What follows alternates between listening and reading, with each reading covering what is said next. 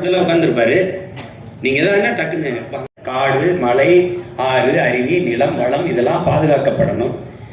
இப்போ நம்ம வந்து ஐம்பெரும் ஆற்றல்ங்கிறோம், பஞ்சபூதங்கிறாங்க, ஐம்பூதம்ங்கிறோம்.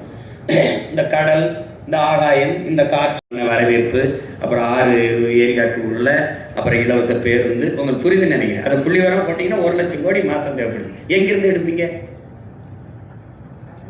அப்போ அது நல்ல ஆட்சி முறையில் அதை செய்யக்கூடாது. மக்களுக்கு இப்போ நான் சொல்கிறது கொஞ்சம் வெறுப்பாக இருக்கும், கசப்பாக இருக்கும். எந்த நல்லதை முதல்ல எடுத்தோடனே ஏற்றிருந்துருக்கிறாங்க.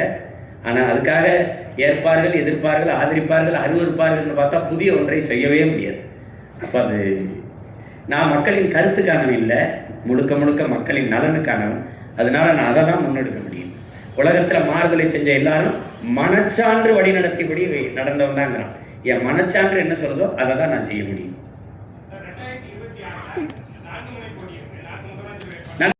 அப்ப நான் தானே வேற இடத்துல இருக்கேன். என்னுடைய தன்மான இழப்பை நான் கருதுறேன். அதனால நான் என்ன சொல்றேன்னா, என் கொள்கை மொழியில வேறுபடுறேன். அப்ப அதுல மாறணும்ல. அவங்க ஊழல் லஞ்சத்தை ஒழிப்பும்னே சொல்லலை. என் சாராய கடையே மூடும். என் தம்பி பாட்டிலுக்கு 10 ரூபா 10 ரூபாய்ன்னு பாடுறாரே ஒழிய நான் வந்தா மூடுவேன்னு சொல்லலே. இப்ப சாராய கடையை வச்சுக்கிட்டு, போதையை வச்சுக்கிட்டு, பெண்கள் பாதுகாப்பு என்பதும், சட்டம் ஒழுங்கு என்பதும், கொலை கொள்ளையை வன்முறையை தடுப்பு என்பதும் வெற்றி பேச்சாரு. சும்மா ஒரு என்ன சொல்றது, அது கேலியை வேடிக்கையாயிரும். அது சாத்தியப்படுத்த முடியாது. கொண்டு போகட்டும், யார் வந்தா நல்லா இருக்கும், மக்கள் முடிவு செய்யட்டும், அவ்வளவுதானே. அது நான் தான் வரல, இருகரம் விரிச்சு தயாரா இருக்கேன், எந்த இடத்துக்கு வேணாலும் வரேன். நான் தான் சவாலே விடுறேங்கிறேன், நீங்க ஏற்கிறீங்களா?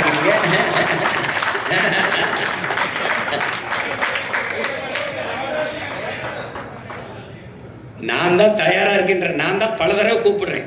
ட்ரம்ப்பு, ஹிலாரி மாதிரி, பைடன், ட்ரம்ப் மாதிரி எங்களுக்கு வாதம் வைங்க, 4 முதலமைச்சரையும் நிறுத்துங்க.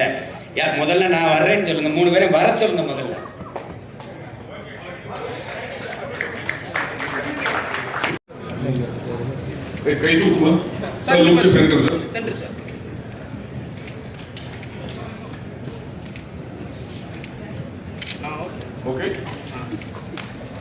Okay.